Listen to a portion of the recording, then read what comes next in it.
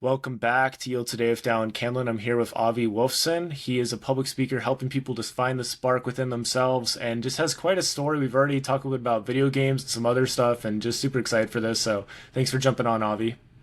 Awesome. Thanks so much for having me, Dallin. Super excited to be here.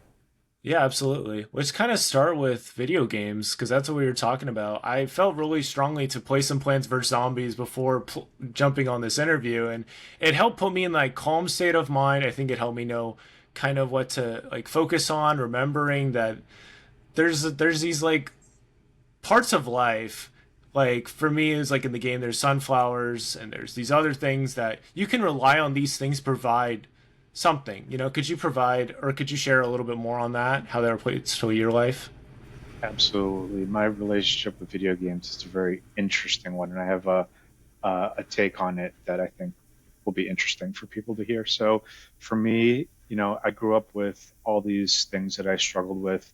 So without getting too much into my family, there were like bad things that were going on, and like, that left me with a lot of guilt and shame, right? So, like, my happy place to go away was video games. Like, I had an actual like emotional attachment to these games because these games I wasn't just playing them, I was living in them. Like, I became one with these games. And more than that, it was interesting, right? Because like I had my uncle, and he's like, "What is it, stupid Mario?" Like, a lot of older generation is more like, "Oh, video games are just dumb. You waste brain cells. Like, they don't do anything for you," and that's just not true.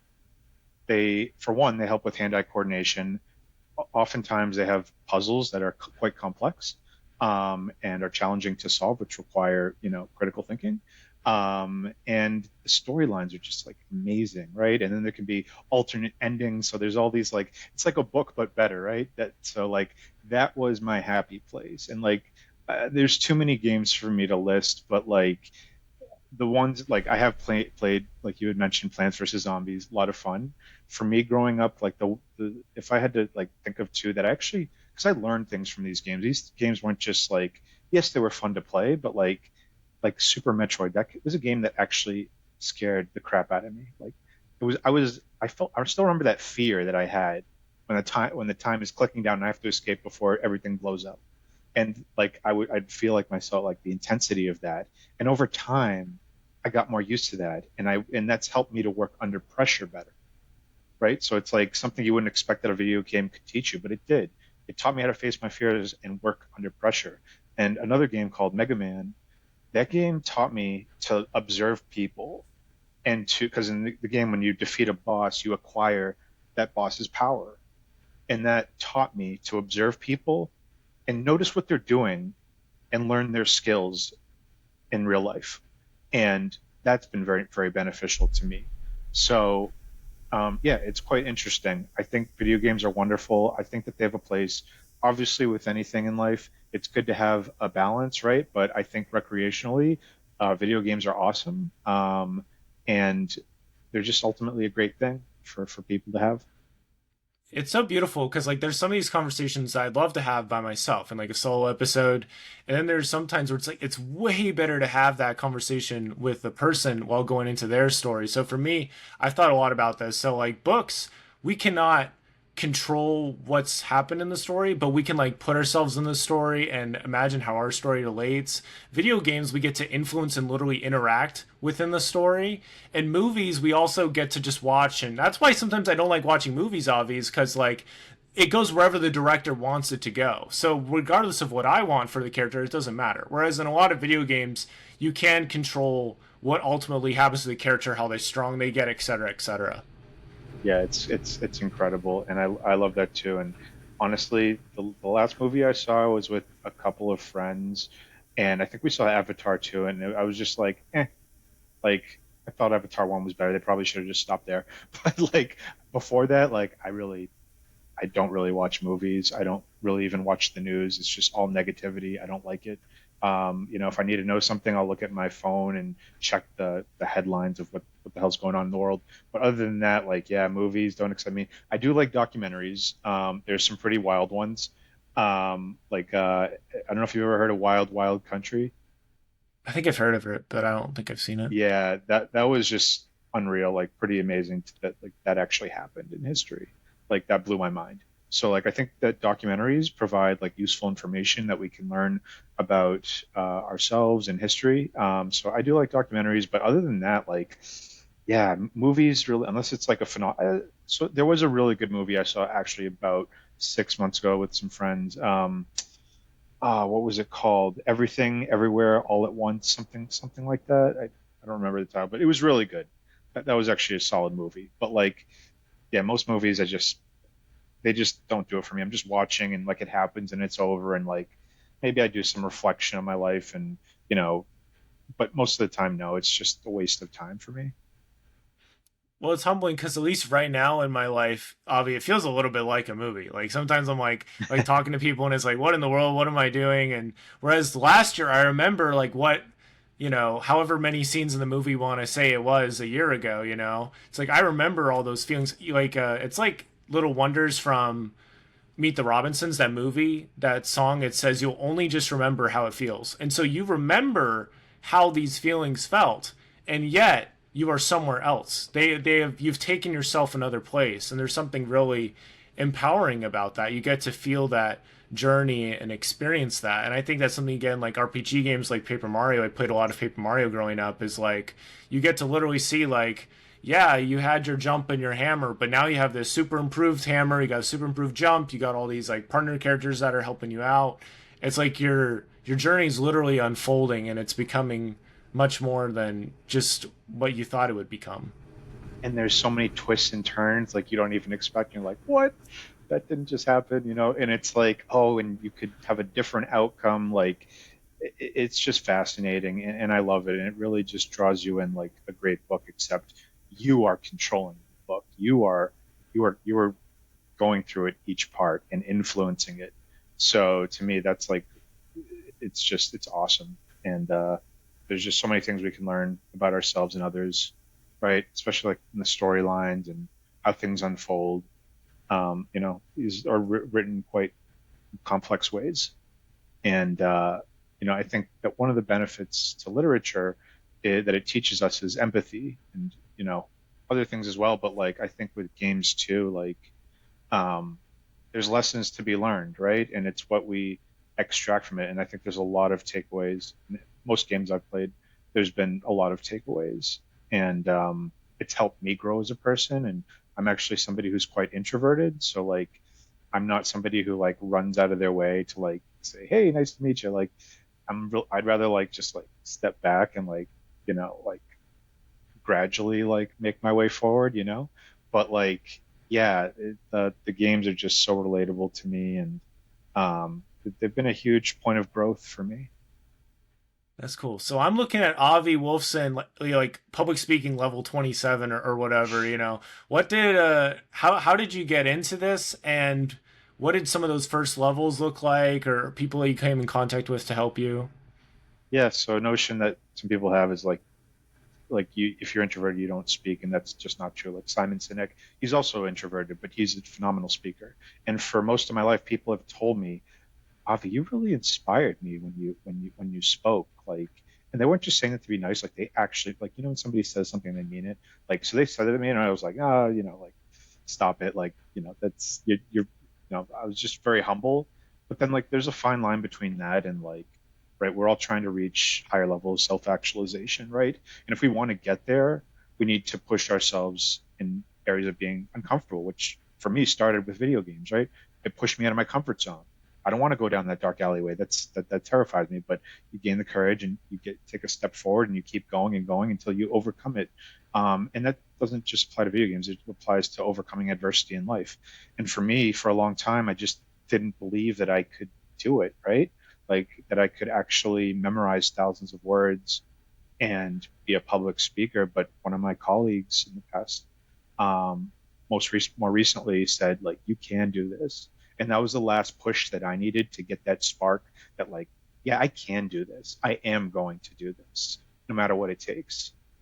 And then I went all in, and I joined a speaking community, and I've just reached out and made all these amazing connections to so many people, and it's been such a cool, fun journey, challenging but very, very meaningful to me. Like to know what I actually was meant to do.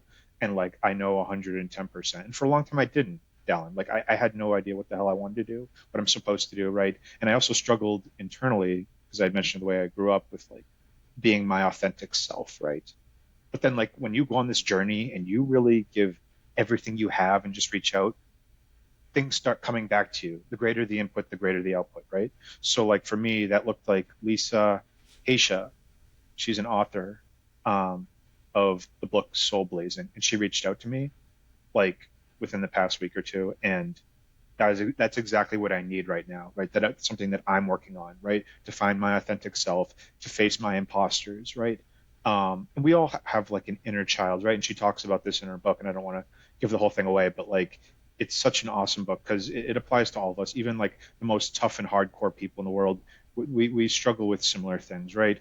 And the better we understand ourselves, the better that we can grow and overcome adversity, right? So, yeah, knowledge is power. Another great quote. I don't know if you've ever heard of the guy Jim Quick.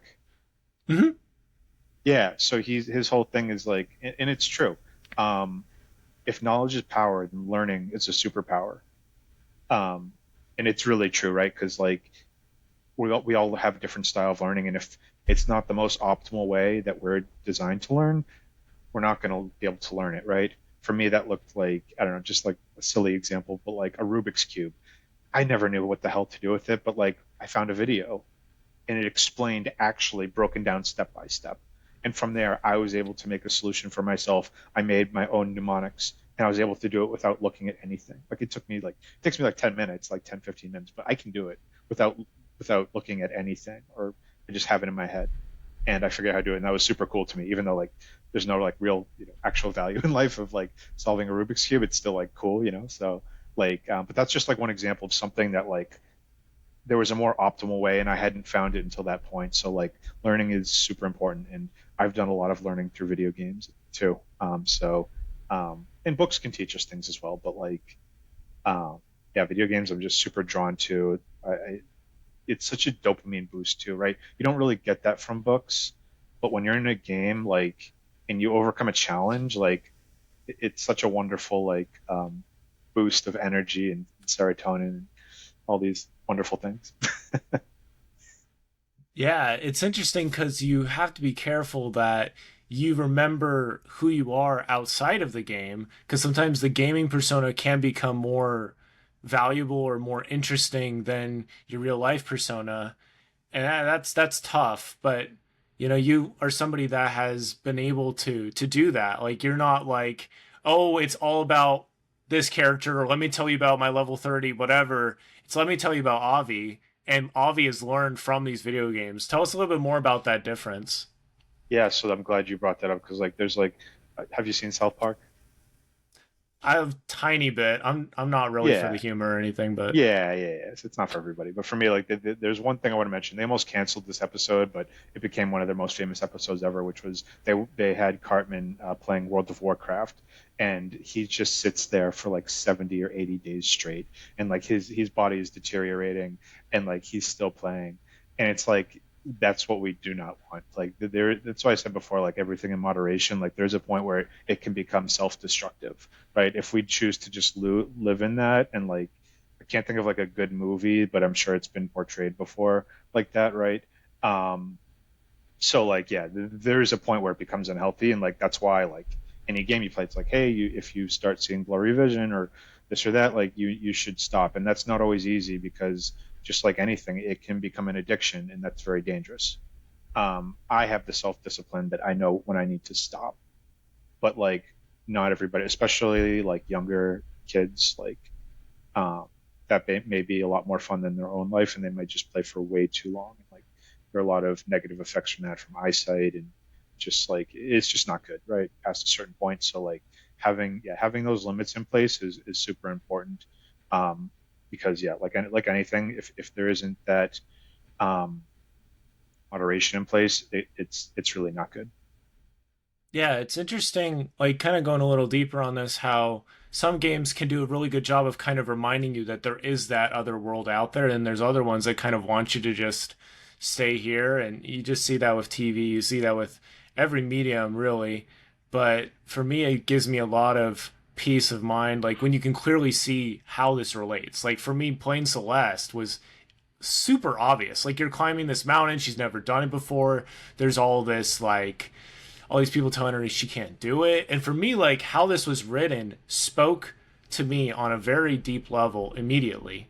And I think that is something that video games can provide, is provide that deep experience that just like a book or a movie, every single time I play Celeste, it's going to be a slightly different experience. Yeah, it's interesting. Yeah, I agree with you on the having a unique experience, but I also like the fact that a game like that does remind you that there's an outside world, right? And like I think that's so important, right? Because it's easy for me even to get lost in a game. Like the most recent game I've been playing is Control. It's like a female protagonist that is like this government thing that's happening.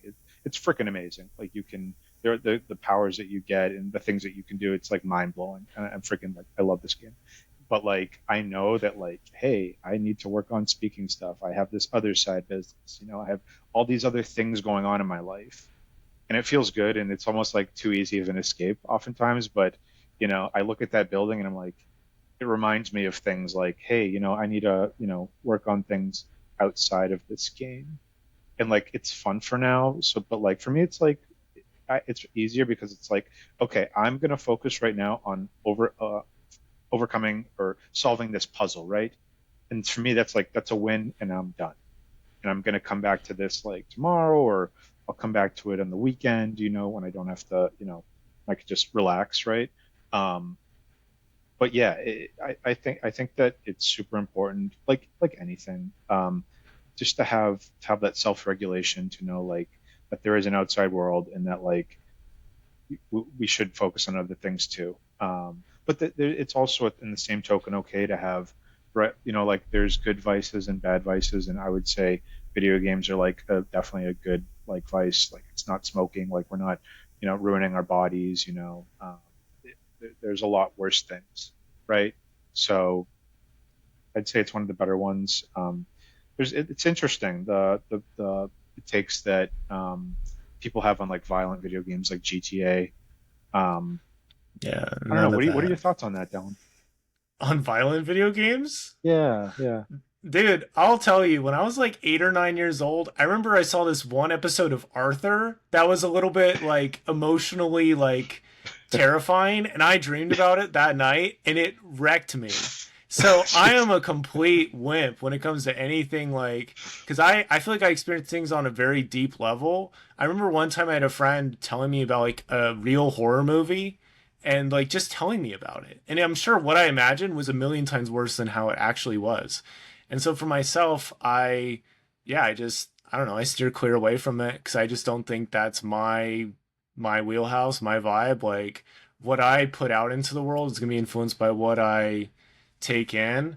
And so yes, I have, seen some of this kind of stuff or heard this kind of stuff, but I've decided that's just not for me. Like for me, I look like, I've played some Halo. I played Halo back in the day with friends and that was Yeah. fun, but I just can't see myself enjoying it anymore. And for me, it's like I've seen this other world more or less, and it's like, why in the world would I ever go back when I already know like what that is like, and I have a very clear memory of all of it, and so it's like I might as well just be thankful. And I've seen that before. I've gone back to I love Battlefront 2. I went back and played that pretty recently. It was like a year ago, so not that recently. But I played it again, and it was nowhere near as fun as I remember it being as a kid.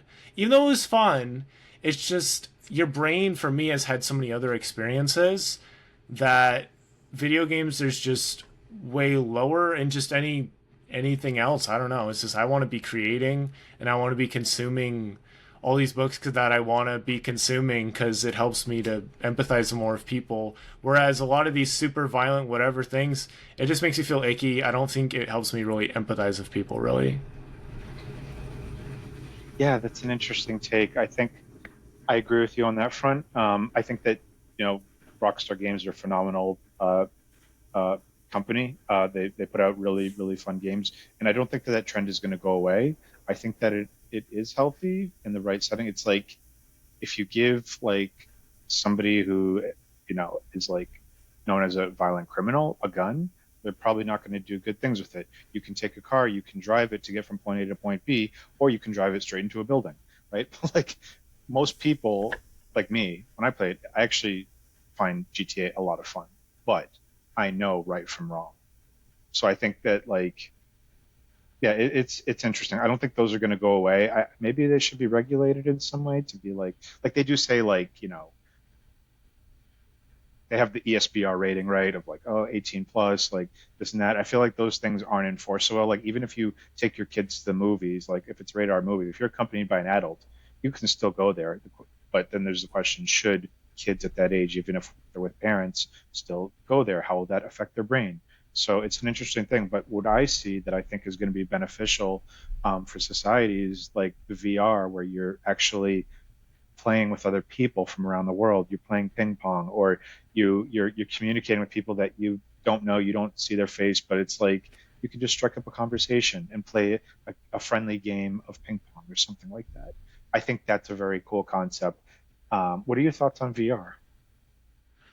I think it's looking pretty cool. I think it's too early, really, honestly. And for me too, something else obvious with my ADHD and things I've learned about my brain is I'm very much an all in person. Like when I got into Pokemon, I knew I would like study the guides, memorize the guides, when Pokemon learn certain moves, like I was all in on that. And there's some things that I know I could be all in on and I'd rather be all out because that's another part of it too. It's like I'm sure there's a lot of redeeming qualities for a lot of things, and I've even seen that, there's a reason why they have some kind of following. Yeah, But for me, I'd rather be all in on something else. But for me, VR is a little too early. Like I've played Beat Saber a tiny yeah, bit, and it was fun. But I think it's gonna take time, I guess, for me to be into it or to even invest in it. So invest time we don't get any more of, and same with energy. So I'm like, before I invest any more of any of those three precious things, yeah, there's no way, at least right now. yeah. So I think the headset itself is too heavy and it's just not practical. I also get headaches like pretty quickly from them. So like I think that there need to be a lot more improvements. I'd like to see them downsized to basically like glasses um, that projects like an image or something like that, where it doesn't like headset. It gets sweaty, disgusting. Like it's just not ideal. I think that there are going to be improvements. It's going to get smaller and smaller, and I think that it's going to be more practical. And I'd like to see the social element of that really come through, which I think it will after some time. But yeah, I think that's where I see the future of games, like really building relationships with other people that you wouldn't have otherwise met. I think is something important because video games by themselves are actually it's just you in the game, right? Which there's nothing wrong with that. Like when you read mhm. a book, you're not interacting with other people, but I think the social element, because it can be a very just like solo type thing where you're just doing it by yourself for long periods of time. I think the social element is important. So I think that that's going to be at the next stage.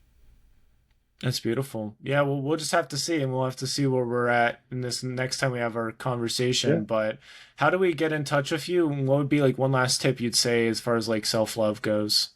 Yeah, absolutely.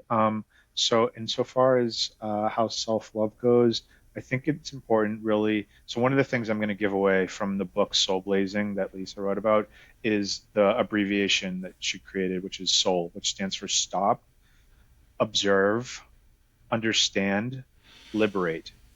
And that is the function of how we learn self-love, right? Because when we can stop and have that self-awareness to understand ourselves better, we can have the room for compassion and empathy, right? Oftentimes, like especially for me, I'm very hard on myself, but we have to remember that nobody can do it all on their own, and to allow for self-compassion, empathy towards ourselves and others. And if people want to get in touch with me, is it okay if I send you my like LinkedIn link? That's where I do most stuff from. Yeah, man, just whatever works, whatever Yeah, floats your boat. yeah. I'm just Avi Wolfson on LinkedIn, and that's where I'm happy to connect with anybody. Let's see how we can collaborate, help each other in some way. That's what I'm all about. So, yeah, and I so appreciate you, Dallin, having me on your show. It means a lot. Yeah, yeah. Well, the best is yet to come, man. So I appreciate you coming on and definitely have all that stuff in the show notes. But yeah, just keep up what you're doing. I admire it, and yeah, just fist bump out to you. You Right know, on. just keep up the good work, man. Right on, man. Just Thank you. best is yet to come. So we'll be in Absolutely. touch. Sounds great. Thanks, Dallin. You got it, man. All right, so